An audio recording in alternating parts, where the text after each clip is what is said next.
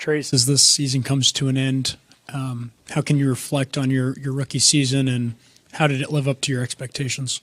I thought overall I had a pretty solid rookie season. Obviously, there's always room for growth, but just kind of just going through the ups and downs, embracing the struggle, embracing the success, not getting too high or too low, but just trying to stay even.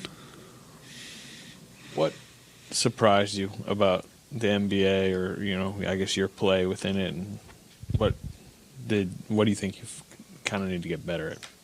Wait, can you repeat it? Let's start with what surprised you. Okay.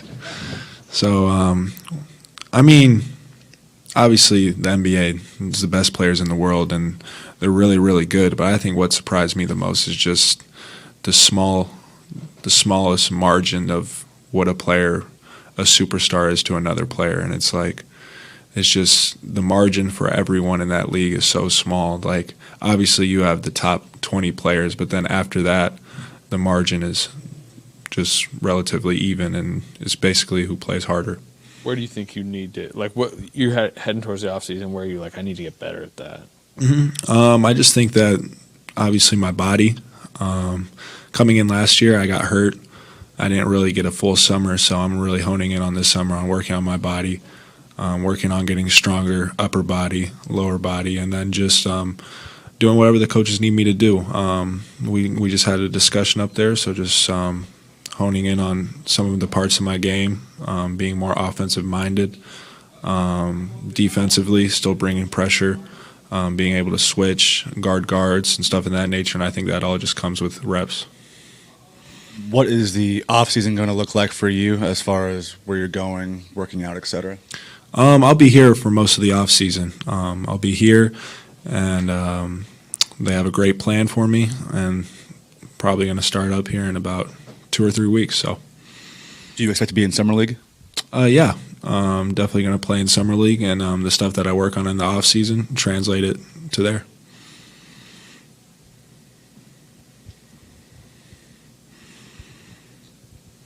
Trace, what did Klay Thompson mean to you this season? Klay was great. He gave me my first nickname on the team, Baby T. I graduated to TRAYCE Jr., but he was a great teammate.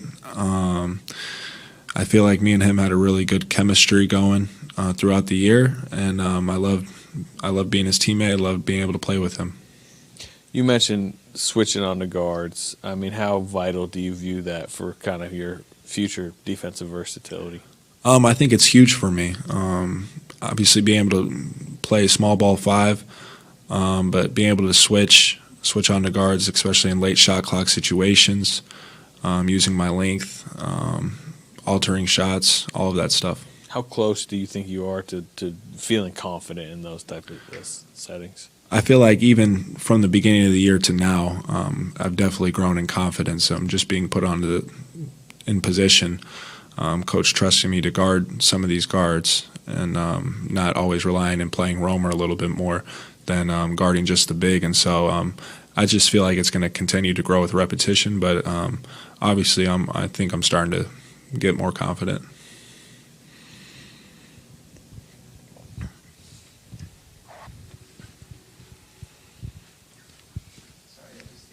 Are you good? Plan of being more offensively minded that you mentioned. How much of that, if any of it, involves extending out with the jumper, maybe first to the mid range, then maybe out to the corners? Yeah, when we actually talked, Coach mentioned Sabonis' name, and I think just the force that he plays with, and he feels like with the dribble handoffs and stuff of that nature, and he might attempt 1-3 a game, but that's not necessarily who he is as a player. But it's definitely something that I want to expand on. The free throws, I go in and practice and knock them down, so I have to translate that over as well. And so I think the free throws and then being able to catch and shoot 3, I think that's something that I also need to expand on. What about the matchup last night with Sabonis was difficult? I think that just obviously their game plan they played really physical, really physical. They grabbed, they held, and coach said that's what playoff basketball is. And so just being able to get a taste of that. Obviously, we didn't want that outcome to come last night, but they played really well, and hats off to them. But yeah, just being able to get some of that experience. Lester, what sort of things are you going to be working on this summer? Here we go. Okay. Honestly, I feel like just the mental part of the game, stuff kind of like reads on defense, things that'll get me on the floor next year, my shot making ability. I feel like the offseason just started, so I really have to plan all that stuff out, but I'm kind of excited for it, and I'm ready to work for sure. A lot of mental notes throughout the year taken from these guys, like, I got to remember to do that. I definitely got to remember to do that. Definitely. I feel like I did a great job of kind of just watching those guys like Steph, CP, Clay, Draymond, Wiggs, all these guys who've just been doing this stuff for the past decade or more. Trying to be a sponge and just soak up as much as I can from the little things they did to just prep or going before they go on the court, to the recovery that they do after the court, to their pregame routines. I was there for all of that, and I definitely took notes. And I would say I'm ready to steal all the stuff that I kind of added up and get ready for the summer. What do you feel like you showcased this year when you were able to get minutes as part of the rotation?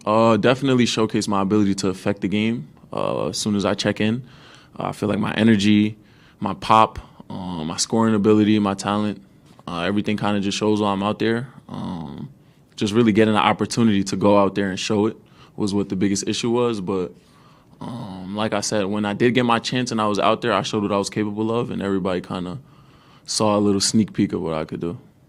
Lester, when you were coming along, you saw a lot of what Steph and Clay could do. You know, I mean, when the Warriors were rolling. Now you got to work with them alongside those guys. What was it like just watching those guys work every day and being able to see them up close and personal? Oh, like I said, I was just stealing as much as I could. Myself, being a Warriors fan growing up, I kind of watched them all my life already. So watching Steph, Clay, and Dre and watch how they move and knowing the Warriors system and everything, it was kind of like second nature to me. So being here now and being in it, it wasn't a really hard adjustment.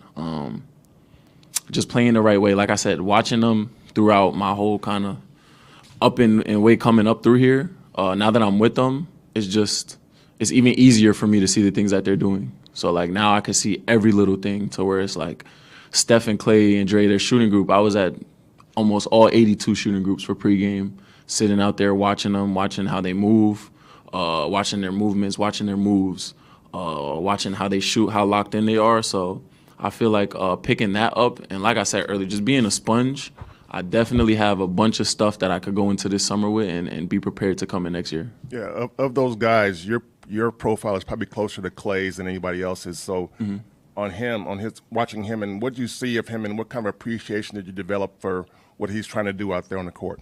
Just his professionalism, going out there every night, keeping it simple, and just really being a machine. Like with the shooting thing, Steph and Clay, those are, in my opinion, the two best shooters ever. So watching them go out here and just be simple with stuff and not do too much, I feel like that's the biggest thing I could have stole from them. Just really being a true professional, coming in, making sure I shoot the same exact shot every single time, and just be locked in on really being perfect on every single aspect of shooting. That was just a great thing to just be around and witness it firsthand. Like I said, I'm there, right there. Anytime you see them shooting, you'll probably see me over in the corner somewhere, just really watching. And it was just amazing, and I'm just thankful for the opportunity to actually be there. And it's like, you don't get a lot of chances like that, where like for me, Steph is my favorite player. So being around him every day, asking him questions every day, and how he's just so open to helping and teaching me, I just have to take advantage of the full opportunity that I have. You're a restricted free agent. How do you view kind of your future? Definitely just really talking with them here, negotiating it once it's time to negotiate it. But I'm just really controlling what I can control now. Like I said, I'm really focused on, locked in on just me and doing what I could do as far as like working out, getting better, getting stronger, getting faster. With the season being over, that's really all I can do. I obviously leave the negotiating to my agent and stuff like that, but from a basketball standpoint, I feel like there's not really much I could do but put my head down and grind right now. Do you feel a sense from them even today that, like, you know, you are part of? Definitely. And like I said, I feel like I would fit in perfectly to where I've been watching the Warriors for years now, to where now that I'm actually in it, it's pretty much easy for me to know certain reads or certain plays or just the flow and rhythm of the offense. Like I said, Steph, watching him so much, I mean, it was basically mirroring him, going out there, seeing the reads that he does. And you guys know it is something amazing that somebody's going to do on this team every single night. We had Chris Paul, we had Clay, we had Wiggs, JK, Steph, all these guys who are just extremely talented, to where I'm the type of player, I'm not just going to sit here and only watch Steph and try to take stuff from him or only watch Clay. It's like if I see anybody around, you know, I'm asking them like, wow, like, how did you do this? Or what did you do to get here? Or, for example, like CP, he's going on year 20 almost in the league. So it's like he was my locker buddy this year. I'm constantly asking him questions all the time, just like his prep and like what he eats and what he does, and just trying to just steal all of that stuff from him so I kind of could just know my own kind of formula for it. Will you stick around here and work in out of the facility? Oh, definitely. Yeah, I'll be around here for sure. Do you think summer league? We spoke about it, but I don't know yet. I'm not sure. It's a couple months away, so like I said, it's only been a day since the game yesterday, so it's a lot of like planning to do. But like I said, I'm excited for the summer and ready. Lester, you played for Seth Cooper last year when you had such a great year in the G League. Now he's been with more of the NBA side. What's he meant for your development? He's done a great job this year with the development. From the travel days to the off days to the low-minute guys getting what they need to get. He just did a great job of making sure everybody got their work in, whether you're Steph or you're me or you're Dre or you're somebody else. He made sure everybody got their work in or everybody got what they were supposed to do. And just a huge shout-out to Scoop, man. Seth, he just does an amazing job with that, and he's very persistent. So he has that trait to him that he's going to make sure everything gets done. So. And then being around Steve and then his son Nicholas also as coaches, what's the similarities and maybe the difference between the two of them? Oh, yeah. I would say Nick was definitely way more laid back, passive as a coach. But he was a great coach, man. You could see just the potential in him as a coach, to where obviously he's Steve's son, so he has to have something in the brain or something. But yeah, he's just he's a great coach. This was his first year. I'm excited for his journey as a coach too. It was points where it was like I kind of had to tell him to kind of get on me a little bit. You know what I mean? Where it was he was learning. So it was his first year coaching. He did a good job this year down there. I think we made it to the second round in Santa Cruz of the playoffs. So huge shout out to Nick. I'm excited to see what he's gonna do with like this coaching stuff, because he definitely has the ability to be a great coach. So. You're going to be with the Dominican national team this summer? I have a call next week, so I'm gonna meet with them. But I'm definitely considering it. And just in the past, how has playing internationally helped in your development? It was great. Going over there with FIBA, just getting that whole different aspect of basketball, to where the game, the pace is different, the rules are different. There's no 3 seconds over there. It's just a whole different basketball. It feels like a whole different basketball world, really, to where the game might be a little bit more physical. It's just certain things there where I feel like FIBA is more so you have to really think the game more. Where out here I feel like guys are a little more talented, to where talent kind of overrides some of that stuff. Where FIBA and overseas and all of that is really just effort over there. Who's gonna play harder? Who's gonna outsmart you or like make certain reads, to where they're really thinking the game more. And I feel like it did help me, to where, like I said, coming back here, more so thinking the game on that aspect of not just there's guys in the NBA where you could just come in, like the talent in the NBA nowadays is amazing. So just mentally, I feel like it definitely helped me, like the mental aspect of my game.